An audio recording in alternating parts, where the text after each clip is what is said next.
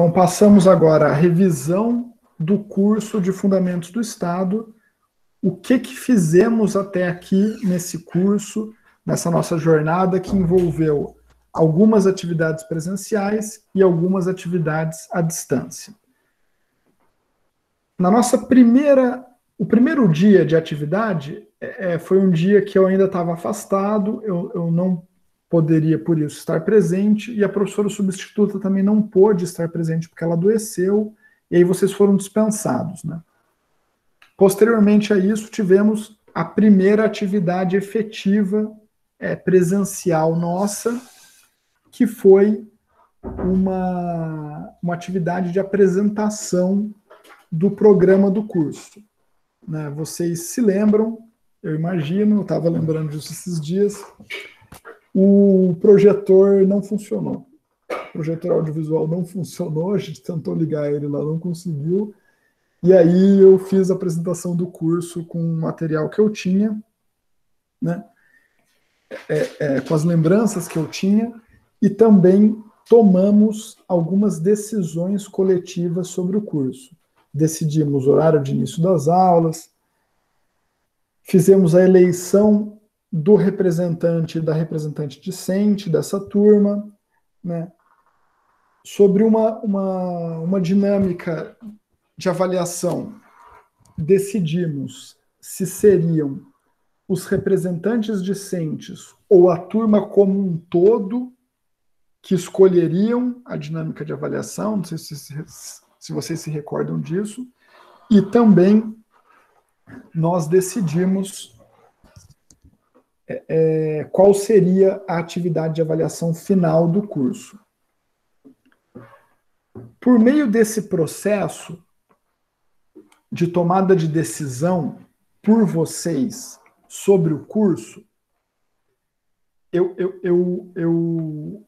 pretendi cumprir dois objetivos, né? Minha ideia foi cumprir dois objetivos por meio dessa ação. Um primeiro objetivo era plantar em vocês, ou semear em vocês, um desejo e um incômodo. Né? O desejo de participar mais ativamente da política, da vida social, de tudo que envolve o destino de vocês, e o incômodo com uma situação corrente de pouca oportunidade, de pouco espaço para participação política. Então, o meu primeiro objetivo foi esse, semear em vocês esse desejo e esse incômodo. O segundo objetivo foi discutir com vocês de modo prático, de modo aplicado, o que são as duas matrizes principais, os dois tipos principais de democracia, né? Que são a matriz da democracia direta ou da democracia participativa, né, que diz respeito ao processo de tomada de decisões diretamente pelo coletivo envolvido, né, pelo povo, digamos assim, quando a gente discute a democracia no sentido mais amplo, e a outra matriz, a da democracia indireta ou da democracia representativa, que diz respeito aos instrumentos de representação, de escolha de representantes para que esses tomem decisões em nome do povo, em nome do coletivo representado. Então, essa foi, em síntese, a nossa primeira aula presencial. Na segunda aula presencial, a gente discutiu o tema Estado e Constituição. A gente apresentou nessa aula um conceito jurídico de Estado, composto por 3 elementos: soberania, povo e território. Soberania, povo e território são os 3 elementos de um conceito jurídico de Estado formulado, entre outros autores, por George Jelinek, no começo do século XX, que pensa o Estado, de um ponto de vista jurídico, como a corporação de um povo assentada em determinado território e dotada de poder originário de mando.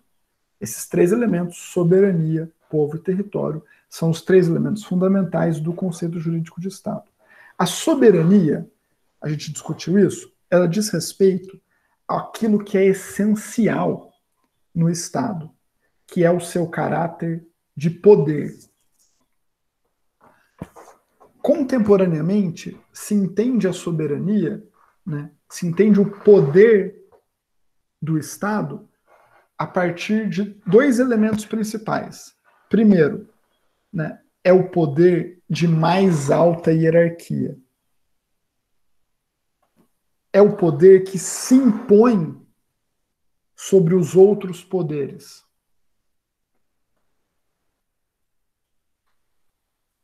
Num determinado território e em relação a um determinado povo. E o segundo elemento, né, da compreensão contemporânea de soberania é que é um tipo de poder de igual hierarquia em relação aos seus equivalentes. Né? Então, o Estado brasileiro é soberano em relação ao povo brasileiro, em relação ao território brasileiro, tal qual o Estado francês é soberano em relação ao povo francês, em relação ao território francês. Né? E cada um desses estados, né, nos limites do seu povo e do seu território, são o poder de mais alta hierarquia, o poder que se impõe, do ponto de vista jurídico formal, a todos os outros. Povo é o elemento pessoal desse conceito, né? O povo engloba o conjunto de cidadãos e cidadãs. Cidadania é esse elo, então, entre determinado povo e determinado Estado, é um elo de direitos e deveres que une, né, esse conjunto de cidadãos e cidadãs a um Estado. Esse elo de direitos e deveres, ele tem um elemento subjetivo, ativo, né, que são os direitos que os cidadãos e cidadãs têm, e um elemento objetivo, né, que diz respeito à sujeição desses cidadãos e cidadãs aos comandos imperativos, né, do Estado.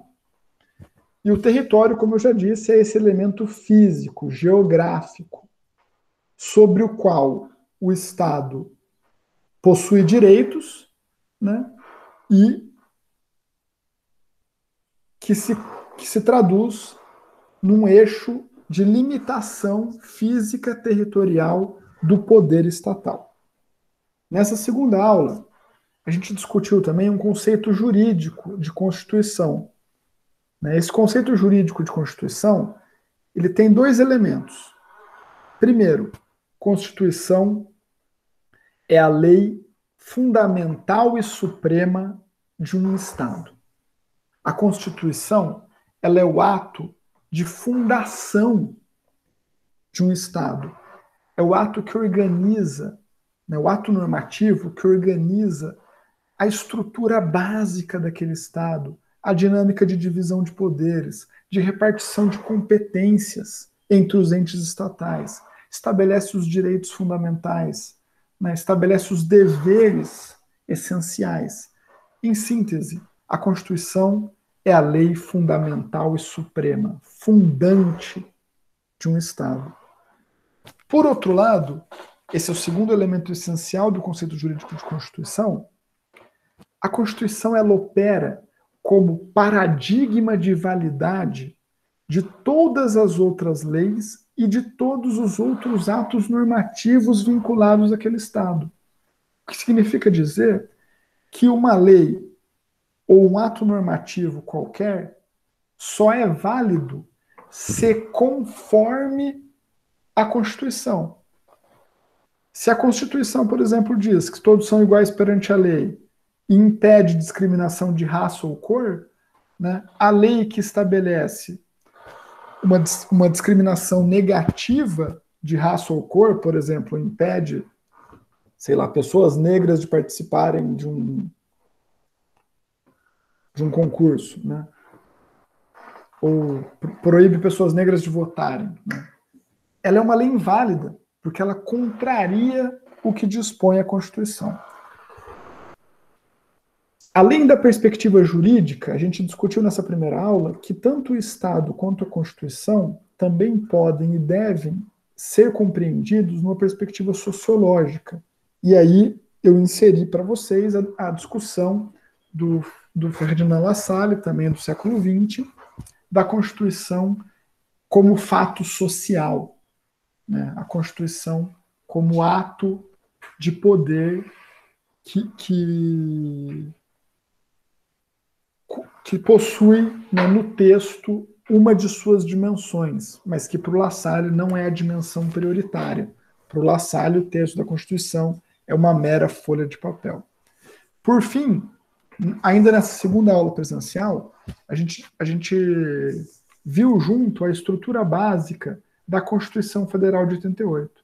Atualmente, no Brasil, essa Constituição Federal de 88 é a Constituição vigente.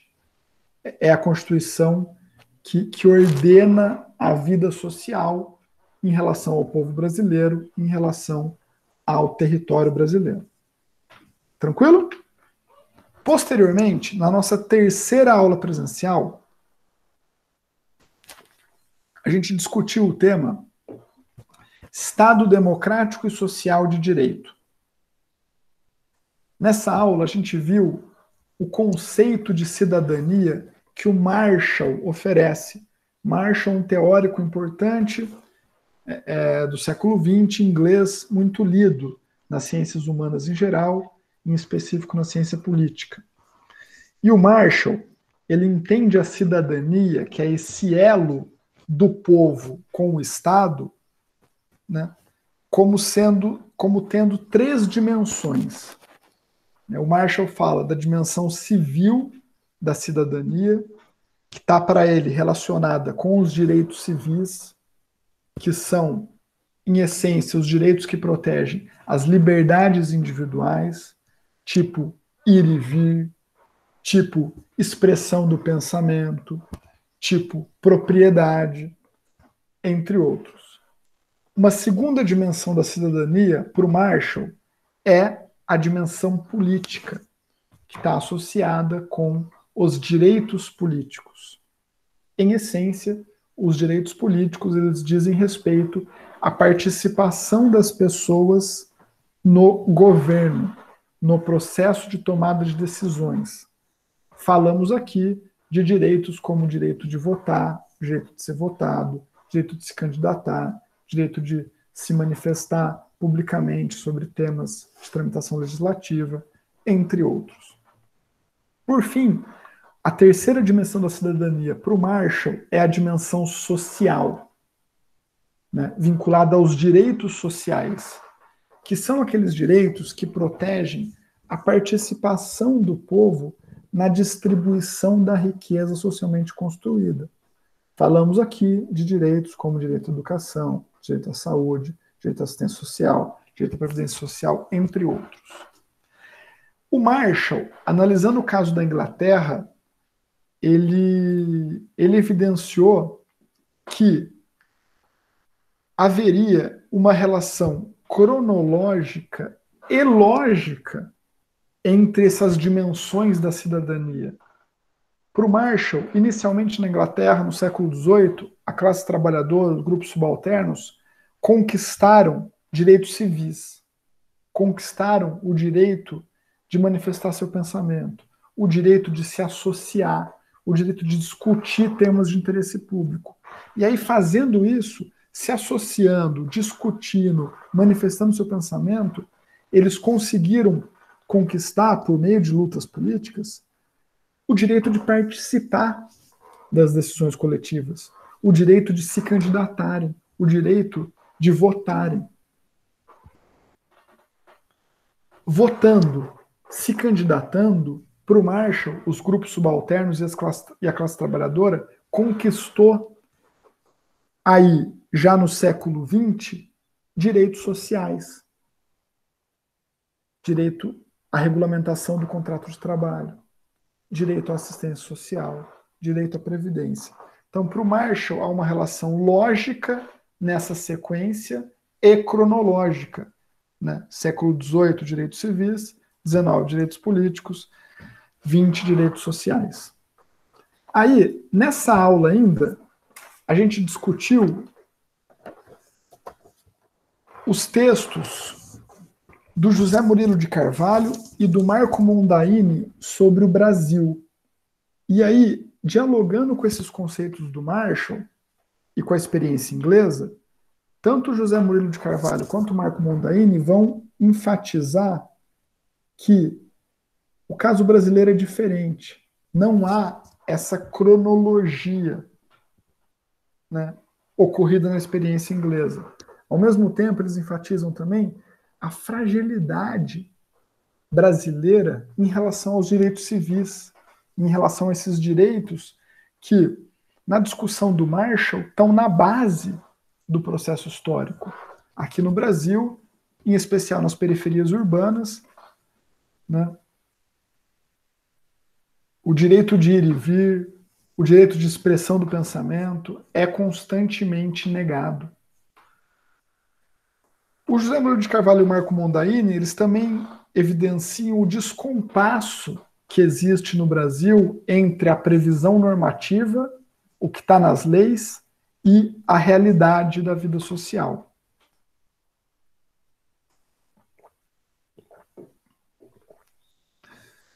A partir dessas ideias, né, de direitos civis, direitos sociais, direitos políticos, a gente compreendeu nessa aula também o conceito de Estado democrático social de direito. Estado de direito estando associado à legalidade, né? Estado social aos direitos sociais, Estado democrático aos direitos políticos. E por fim, nessa nossa terceira aula presencial, a gente problematizou, a gente questionou a realidade dos direitos, né? Discutindo, por exemplo, a quem interessa ter direitos e a quem não interessa que a população tenha direitos. Depois disso, a gente fez a atividade à distância. Né? A gente fez... eu gravei, né, via YouTube 2 aulas, né, de 30 minutos cada sobre o tema direitos políticos e democracia. No primeiro desses vídeos de 30 minutos, eu apresentei para vocês uma síntese do regramento dos direitos políticos do Brasil contemporâneo. Como hoje no Brasil participamos do governo, como participamos do processo de tomada de decisões. E aí a gente viu lá que o nosso principal direito político é o direito de sufrágio, é o direito de votar e de ser votado. A gente discutiu os requisitos básicos para exercício desse direito. Mas a gente viu também que o voto não pode ser visto como o limite da cidadania e da participação política. A gente discutiu que há necessidade de irmos além do voto. E aí eu apresentei para vocês o que existe hoje no Brasil em termos de direitos de participação. A gente viu o que é um plebiscito e o que é um referendo, né, que são instrumentos da democracia participativa, instrumentos de tomada de decisão direta pelas pessoas. Né? No plebiscito, a tomada de decisão vem antes, o ato normativo depois. No referendo, o ato normativo vem antes, a tomada de decisão depois. Né? Então é muito comum, por exemplo, que constituições promulgadas, né, esse documento básico de um Estado, sejam submetidas a referendo. Isso não aconteceu com essa nossa última Constituição brasileira, mas em outros estados isso é comum. A Constituição promulgada, o poder constituinte elabora a Constituição, e aí o povo decide se acolhe ou não, se aceita ou não aquele texto normativo. Né? Então, esse é um direito básico da democracia participativa. Também podemos, aqui no Brasil, né, as pessoas em geral, iniciar processos de tramitação legislativa. Podemos propor projetos de lei. Né? As leis, elas são votadas pelo Poder Legislativo, mas o início da sua tramitação pode ser feita pelas pessoas atendendo alguns requisitos que a gente discutiu lá, como um número mínimo de subscrições, né, de assinaturas. Também podemos, qualquer cidadão brasileiro ou cidadã, qualquer pessoa no gozo dos seus direitos políticos, alistado eleitoralmente, pode ajuizar um tipo específico de ação judicial que se chama ação popular, né, que ela tem como finalidade proteger o patrimônio público. Né? Também podemos, no Brasil, integrar o que se chama de Conselho de Políticas Públicas. Os conselhos de políticas públicas, eles existem a nível municipal, a nível estadual e a nível federal, né, e são conselhos temáticos. Eles têm funções consultivas e deliberativas sobre temas como meio ambiente, criança e adolescente, saúde, assistência social, etc. Né? Eu, por exemplo, fiz parte já do Conselho Municipal de Meio Ambiente lá de Ribeirão Preto. Né? Me candidatei a esse conselho, fui eleito e o conselho tinha umas funções deliberativas dentro do sistema de proteção ambiental. Então, em síntese, nessa primeira aula à distância, né, a gente discutiu os direitos políticos que possuímos no Brasil contemporâneo. Depois, na nossa segunda aula, a gente discutiu um texto muito bom de um sociólogo português chamado Boaventura de Souza Santos, em que ele analisa e problematiza a democracia no mundo de hoje. E ele apresenta nesse texto o que ele chama de concepção hegemônica de democracia, né, caracterizada pela sua baixa intensidade e caracterizada também pelo que ele chama de duas patologias, né, a patologia da participação e a patologia da representação. Né, a patologia da participação dizendo respeito a essa falta de vontade disseminada entre nós, né, de participarmos politicamente, e a patologia da representação diz respeito ao fato de não nos sentirmos representados e representadas pelos representantes políticos que elegemos. Então, essa dupla patologia, essas duas patologias caracterizam para o Boaventura de Souza Santos a realidade da democracia hoje no mundo todo. Né? O que também vale para a gente pensar o caso brasileiro. Além dessa concepção hegemônica de democracia, que está ligada a uma visão elitizada de sociedade e de participação política, o Boaventura de Souza Santos também apresentou nesse texto que a gente discutiu o que ele chamou de concepção contra-hegemônica de democracia. E essa concepção contra-hegemônica de democracia está associada na discussão do Boaventura de Souza Santos ao que ele chama de demodiversidade, que é a conjugação desses instrumentos da democracia representativa com instrumentos da democracia participativa. É a ampliação do uso dos instrumentos da democracia participativa. Né? Além disso, o Boaventura de Souza Santos traz um conceito interessante nesse texto para a democratização, entendendo a democratização como esse processo de partilhamento da autoridade e do poder. E aí o Boaventura de Souza Santos vai dizer que a gente não precisa hoje apenas de democracia política, mas que a gente precisa também de democracia social, econômica, cultural. né, em todos esses campos da existência humana, há necessidade manifesta hoje de partilharmos autoridade, de partilharmos poder, de diminuirmos a hierarquia, diminuirmos as barreiras. Em síntese, aí uma breve síntese, esse foi o conteúdo do curso até agora e fizemos, né, à distância uma atividade de avaliação também, né, que valeu nota aí e tal, que vocês foram em geral muito bem, sobre os temas que haviam sido tratados presencialmente. Os temas que a gente trabalhou presencialmente, a gente avaliou por meio de uma atividade feita pelo Google Formulários. Beleza?